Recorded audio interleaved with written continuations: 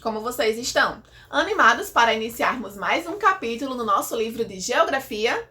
Hoje é dia de avançarmos nos nossos estudos e vamos iniciar mais um capítulo, e esse tem como tema Vida e Aspectos Culturais da Cidade.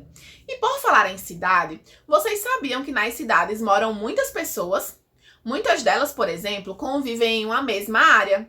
As moradias são próximas umas das outras e as paisagens são muito variadas, com muitas ruas e prédios, por exemplo. Vocês sabiam também que muitos artistas se inspiraram nas cidades? Observem as imagens da página 138.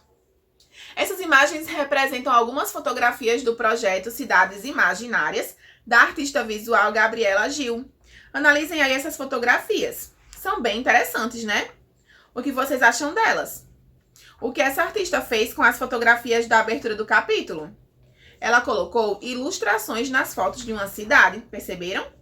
E por falar em cidade, quais são os elementos culturais que nós temos nessas fotografias? Lembrem-se de que elementos culturais são aqueles construídos pelos seres humanos.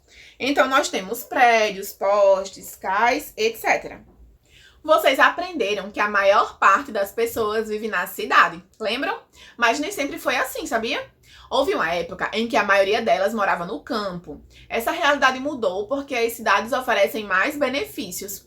Lembram que eu havia dito que as pessoas saíram do campo para buscar melhores condições de vida nas cidades?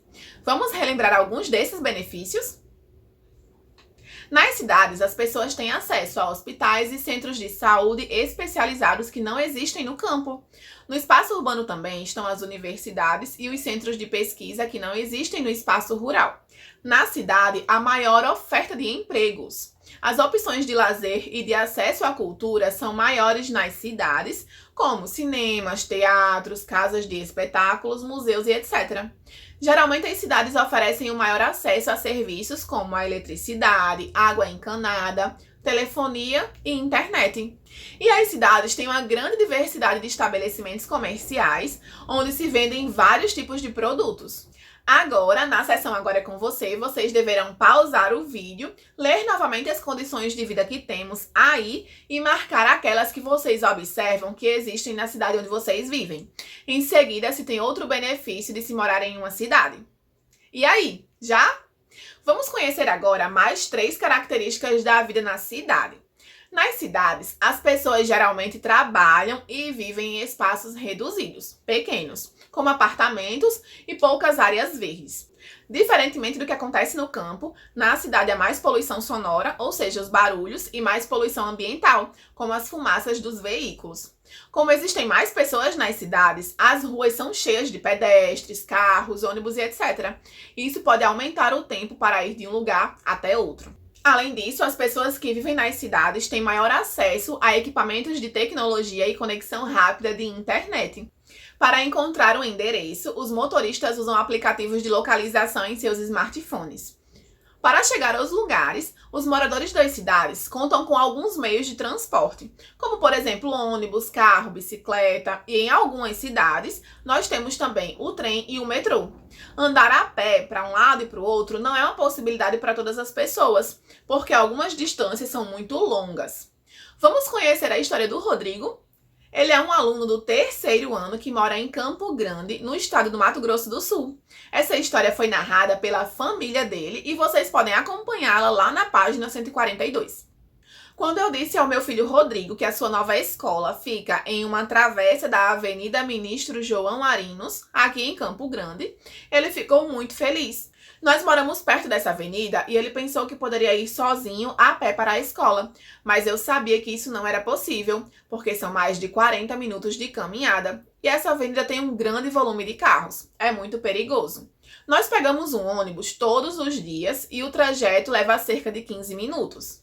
Vejam aí uma fotografia de satélite feita em visão vertical de um trecho da cidade de Campo Grande, que mostra a distância entre a casa de Rodrigo e a sua escola.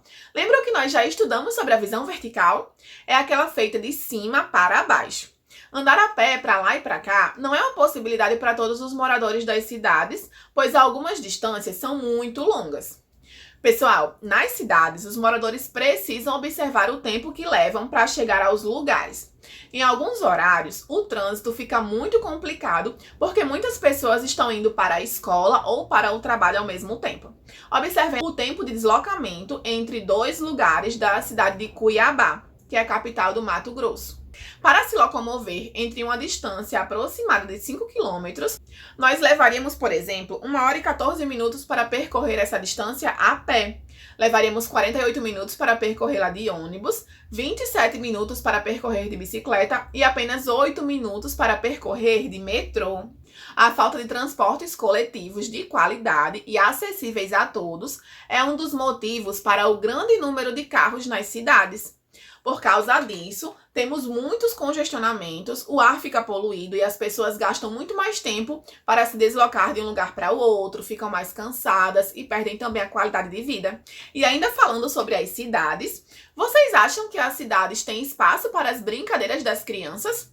Será que em meio a tanto vai e vem de carros e veículos, há locais onde as crianças podem se divertir livremente? A atividade de vocês de hoje é a leitura do livrinho Casa Cadabra, Cidades de Brincar, de Bianca Antunes. Vejam a indicação lá na página 143 do nosso material. Nossa aula de hoje vai ficando por aqui. Espero que tenham gostado. Um beijão e até já já!